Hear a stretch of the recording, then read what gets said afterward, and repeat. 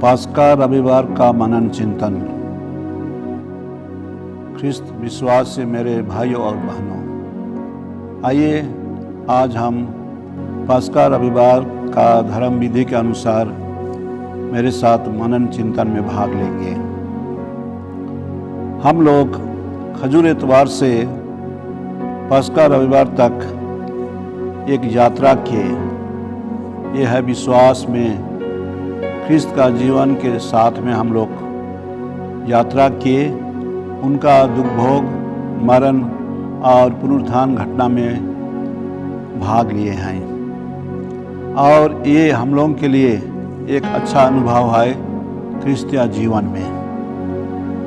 और चलिए इसी पास्का पर्व को हम लोग समझने के लिए कोशिश करेंगे। इसको हम लोग 3 स्तर में समझ सकते हैं। पहला है यहूदियों के लिए पास्का पर्व। हम लोग उनका पर्व को पास्का हिंदी में कहते हैं, लेकिन अंग्रेजी में और एक शब्द है पासओवर, अर्थात मुक्ति पाना। और हम लोग निर्गमन ग्रंथ का 14 अध्याय में वास्तव में वे कैसे मिस्र देश का बंधन से छुटकारा पाए, उस घटना के बारे हम लोग पाते हैं। और यही उनके लिए पास्का का आदि घटना है, अर्थात ये घटना से वे फराव के गुलामी से छुटकारा पाए। इसी पास्का पर्व यीशु ख्रिस्त के लिए एक नया स्तर में हम लोग समझ सकते हैं। वो है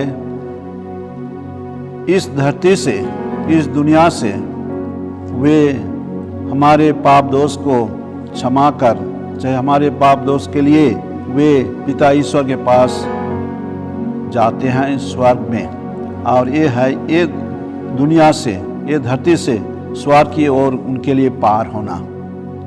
ये यीशु ख्रिस्त के लिए पास्का पर्व है। वे अपना मरण और पुनरुत्थान की घटना से उसको संपन्न किए। अब चलिए हम लोग हमारे ख्रिस्तीय जीवन में इसको कैसे समझेंगे। ख्रिस्तीय जीवन में है अंधकारमय जीवन से ज्योति का जीवन, चाहे प्रकाश का जीवन में प्रवेश करना, अर्थात अपने पापमय जीवन में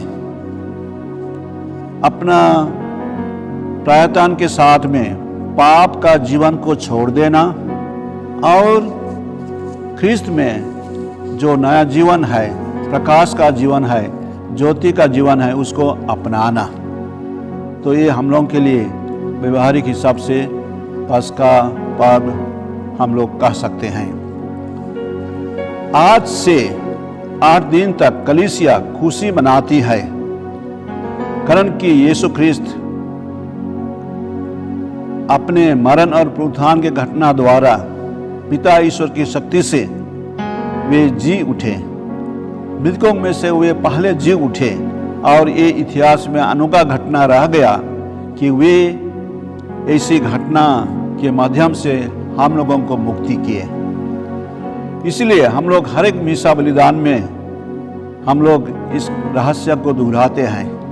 हम लोग कहते हैं ख्रिस्त मर गए, ख्रिस्त जी उठे और ख्रिस्त महिमा के साथ फिर आएंगे। ये है हमारे विश्वास का रहस्य।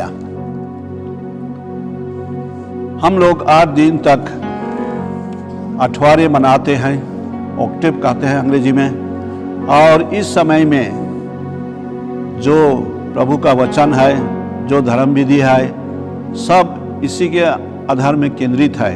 प्रभु यीशु ख्रिस्त पुनर्जीवित हुए। हम लोग पास्का मोमबत्ती जलाते हैं। पास्का मोमबत्ती इस अवधि का एक विशेषता है। पास्का मोमबत्ती पुनर्जीवित यीशु ख्रिस्त का प्रतीक है, जहाँ पर अल्फा और ओमेगा लिखा हुआ रहता है, आदि और अंत लिखा हुआ रहता है। और ये लिखा हुआ यीशु ख्रिस्त का सब दिन के लिए हमारे साथ उपस्थिति का प्रतीक है। उसी के साथ हम लोग हालेलुया गाते हैं। हालेलुया एक आनंद का गीत है। वास्तविक तौर से देखने से ये इब्रानी शब्द से आया है। हालेल कहने से स्तुति करना, महिमा गाना। हालेल और उसके साथ में याहवे अर्थात परमेश्वर को यहूदी लोग याहवे कहते थे। और ये दोनों शब्द मिला के हम लोग हालेल याहवे से हम लोग गाते हैं हालेलुया अर्थात ईश्वर की स्तुति हो। अंग्रेजी में हम लोग कहते हैं प्रेज द लॉर्ड। और ये शब्द से हम लोग गीत में चाहे प्रार्थना में हम लोग व्यवहार करते हैं और प्रभु यीशु ख्रिस्त का पुनर्जीवित घटना को हम लोग मनाते हैं और खुशी होते हैं। आज के धर्म विधि दूसरे दिन जैसा दो भाग में ही है। पहला भाग है शब्द समारोह और दूसरा भाग है यूखरिस्तिया धर्म विधि। शब्द समारोह के समय हम लोग देखेंगे पस्का मोमबत्ती नजदीक में रखा जाता है और पस्का मोमबत्ती जलाया जाता है। और यही पस्का मोमबत्ती प्रतीक के रूप में रखा जाता है। वैसे तो पुरोहित स्नान संस्कार में इसी पस्का मोमबत्ती से छोटा मोमबत्ती जलाते हुए जो बपतिस्मा लेते हैं उनको कहते हैं ख्रिस्त की ज्योति धारण कीजिए। और ये ज्योति देना एक नया जीवन जीने के लिए निमंत्रण है। आज के इस धर्म विधि में जो वचन है हम लोग पुनरुत्थान के बारे सुनते हैं। यीशु ख्रिस्त का पुनरुत्थान घटना के बारे भी सुसमाचार में सुनते हैं। और ये हमारे लिए एक ऐतिहासिक घटना है, एक विश्वास की घटना है। और ये घटना हम सबों को एक नया जीवन जीने के लिए, मुक्ति का जीवन जीने के लिए और एक प्रकाश का जीवन जीने के लिए हम लोगों को प्रेरणा देती है।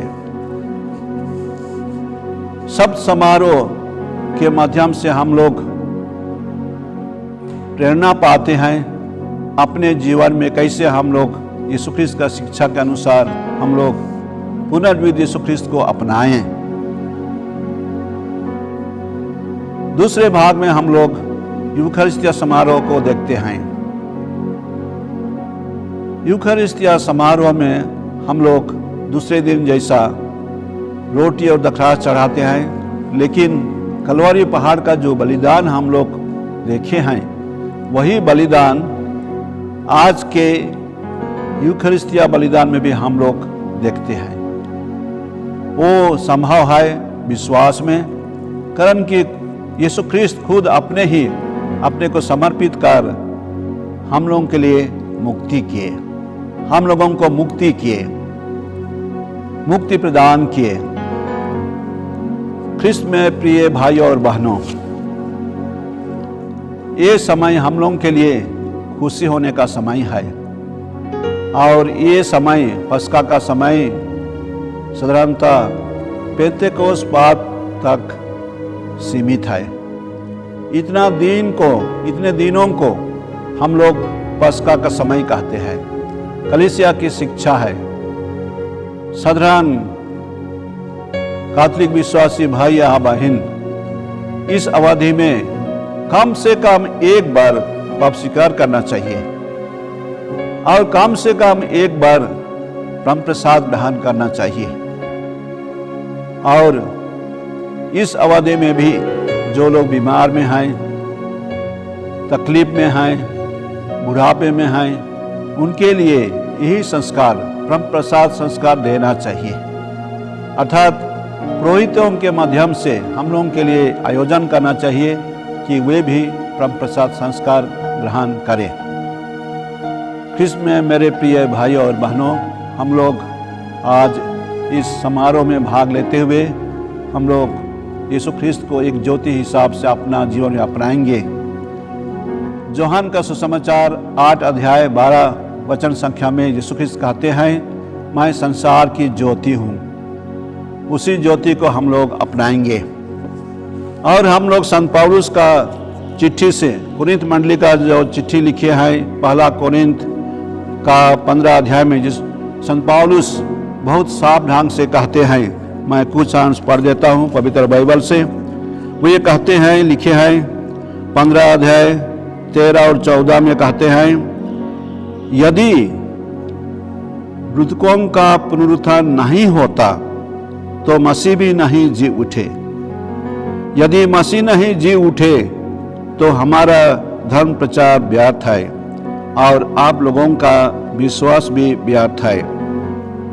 अर्थात मसीह सब दिन के लिए, सदा के लिए जी उठे और पाप मृत्यु को विजय पाए हैं। ख्रिस्त विश्वास से मेरे प्रिय भाइयों और बहनों, हम लोग इस धर्म विधि में भाग लेने से आज और एक बार पुनः हम लोग ईश्वर के नज़दीक आए हैं और वचन और संस्कार के माध्यम से हम लोग प्रेरित हुए हैं, उत्साहित हुए हैं कि यीशु ख्रिस्त हमारे जीवन में हमारा उद्धारक है, हमारा मुक्तिदाता है और हमारा त्राण करता है। आज के इस अवसर में मैं सबों को पस्का पर्व के दिन में आप सबों को मैं शुभकामना देता हूँ, प्रार्थना करता हूँ और ईश्वर से आप सबों के लिए आशीर्वाद चाहता हूँ कि इस पस्का पर्व का प्रकाश और ज्योति आप लोगों के दिल में, आप लोगों के परिवार में बने रहे और आप लोग एक संगठित कलीसिया के अंश बने और प्रभु का प्रकाश आप सबों के जीवन में जलते रहे। यही शुभकामना करते हुए मैं सबों को खुश पस्का पर्व जय यीशु और हालेलुया कहता हूँ। आमीन।